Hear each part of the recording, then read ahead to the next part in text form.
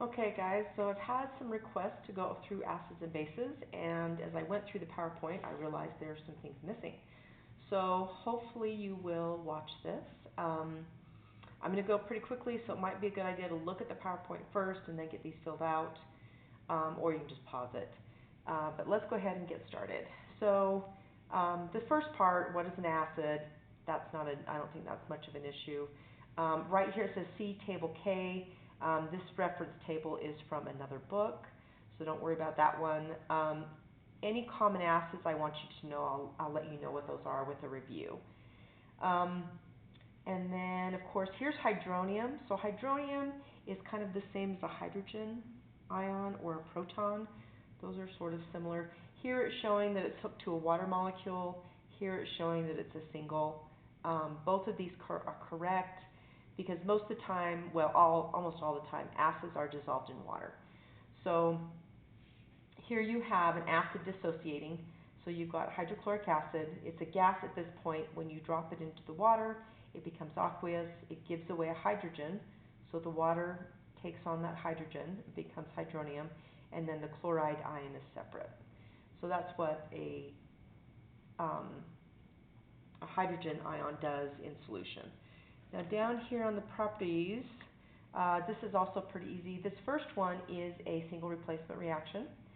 So if you take lithium, which we did this in our lab, so if you drop a little piece of metal that happens to be more reactive than the hydrogen, it will replace it, so single replacement, and then it kicks the hydrogen out and gives you a hydrogen gas.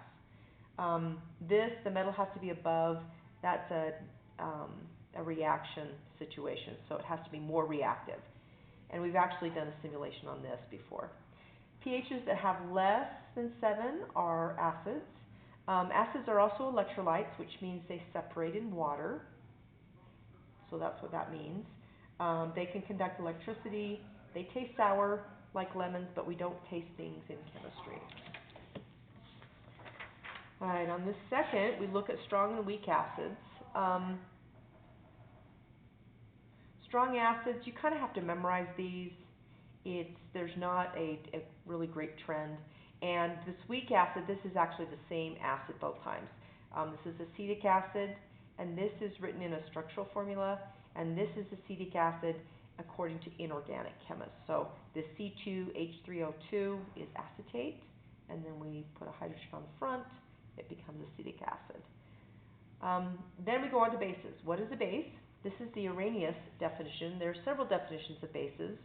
The Arrhenius is the one that we start with, but it's not all-inclusive.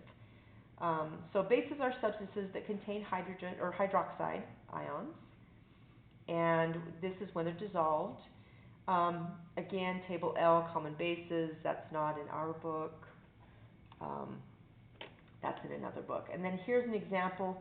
When a base dissociates, it just separates. So you have sodium ions in water and then hydroxide ions in water. pHs are above 7, and they form electrolytes as well. So you have a positive and a negative. So that means they will conduct electricity. Bases taste bitter, and a really good example is soap. So if you licked a bar of soap, it would taste bitter. So that's a good example of that. And then here they actually talk about making soap. It's a process called saponification. It's where you take an oil. You can take a fat, vegetable oil. This one they talk about glycerol stearate. Coconut oil would be a good one. Olive oil is one that they use to make soaps. You add it in either sodium hydroxide, which is a base, or potassium hydroxide, another base, and this reaction will form soap. And so what it does is it takes the dirt, which is kind of non-polar, and it takes water, which is polar, and the soap brings it all together and makes it so that you can clean things. Strong versus weak acids and bases. These are examples. With these, it says that bases formed with group 1 and 2 metals are typically stronger. So lithium is in group 1, sodium is in group 1, aluminum is not in group 1, but this one says like acids, the more ions that dissolve, the stronger the base is. And that might make you think that since this has 4, so it's got 3 hydroxides and then aluminum, that it would be a strong base. but it's not. It depends on how easily they dissociate, and it's a little bit of a tough concept to understand. So these, you would just look them up on the chart. If I were to give you a question like this, I would give you a chart that listed strong versus weak. You can see that most of these are strong. This one is acetic acid again, and it is weak. And then here's the scale. So we start at 0. The acids are H with an X, and that could be a lot of different things. So a hydrogen ion. Here you have your hydroxide ion, and right in the middle, 7, is going to be neutral. Here we do a little naming, so this should be a nice, easy review. I like how they set this up because they make you practice all the binary acids first. So you get used to writing hydrochloric acid, the chlorine goes to chloric, and then hydroiodic acid, and so forth. See, this says go to table E. We had a whole paper on naming. I don't know if you guys still have it, but anyway. This is the other one, is naming acids with, if you ate it, it would be icky. Ike goes to us. So carbonic acid, that's carbonate, carbonic, phosphate, phosphoric. They add that little phosphor to make it sound better.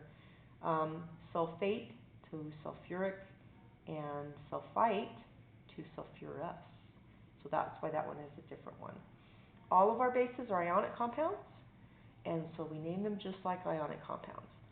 So really there isn't a change when you name bases.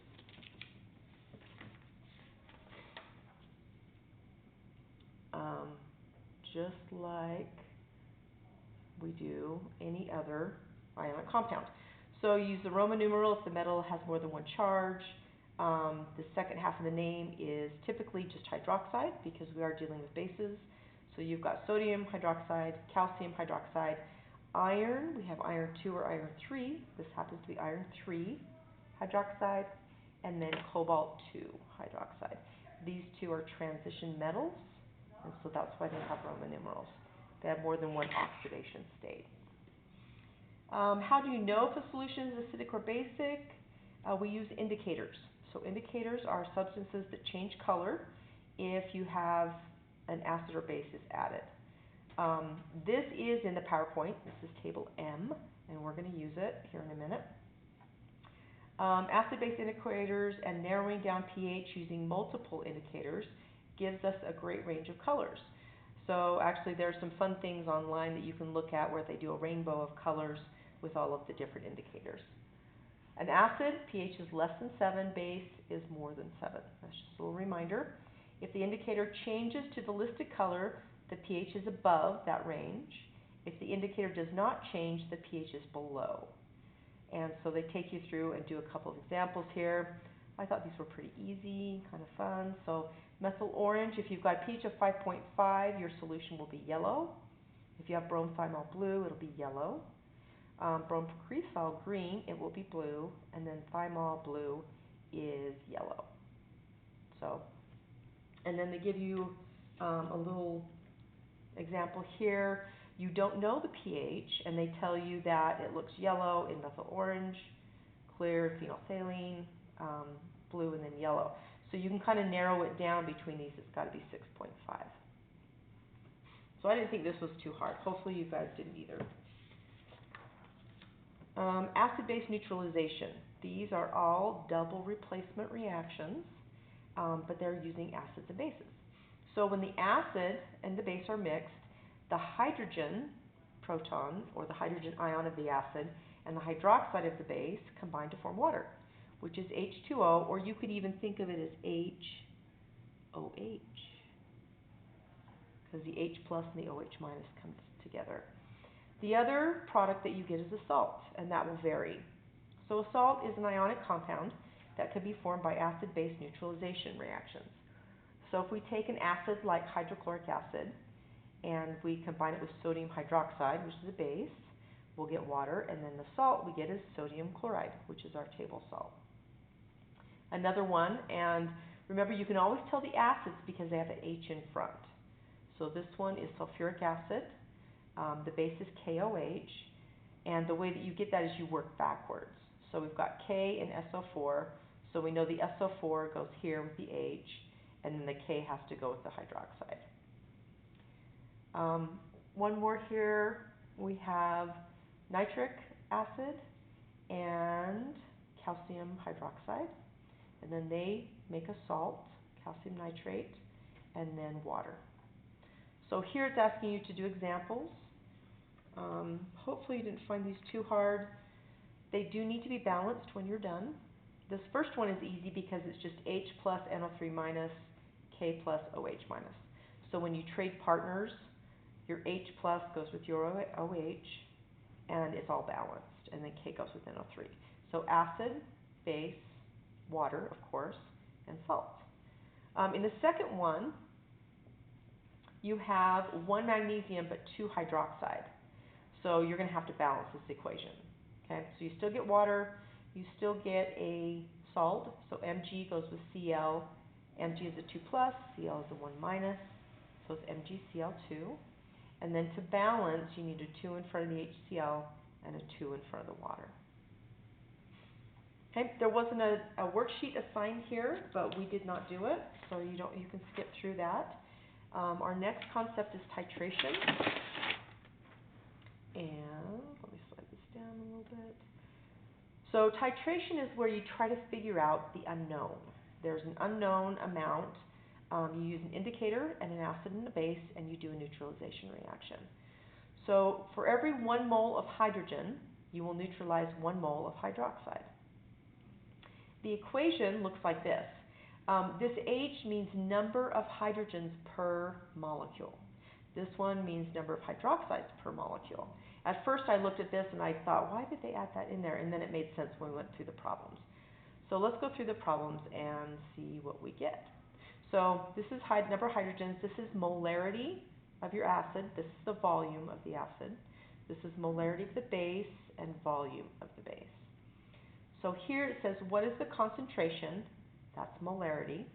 If you have 50 milliliters, that's volume, of a 0.250 molar solution of KOH, and you're neutralizing by using 20 milliliters of a hydrochloric acid solution of an unknown concentration.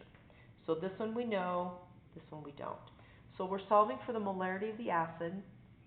So you take molarity of the base, which is 0.250, and then the volume of the base, which is 50 milliliters. So that goes on top. And then on the bottom, you have 20 milliliters of the HCl. Now in this case, you've got one HCl and one OH, so we're not going to use these numbers, but we will use them later on. So anyway, if you multiply, you should get 0.625 molar. In the next one, we are going to use it. So let's see if we can't do that. Anyway, here we have one OH, and sulfuric acid is H2SO4. So we have two H's. So we're going to have to double things for our acid. So again, we're solving for the molarity of the acid. What's the concentration? And then we have the same numbers. So 50 milliliters of 0.25. And so we put 0.25. That's our molarity. And we multiply it by 50 milliliters. And then down here on the bottom, again, it's 20. So it's very similar to this equation above. So 20 milliliters. But we have to multiply by 2 because we have 2 hydrogens for every 1 hydroxide. So instead of being 0.625 like this one is right here, it's 0.313, which is just half of that. And I haven't done these for a long time, and I looked at it, I'm like, wait a minute, why isn't it 0.625 again? So anyway, it's because you have double the hydrogen protons. Just FYI, I will not do those kinds of reactions.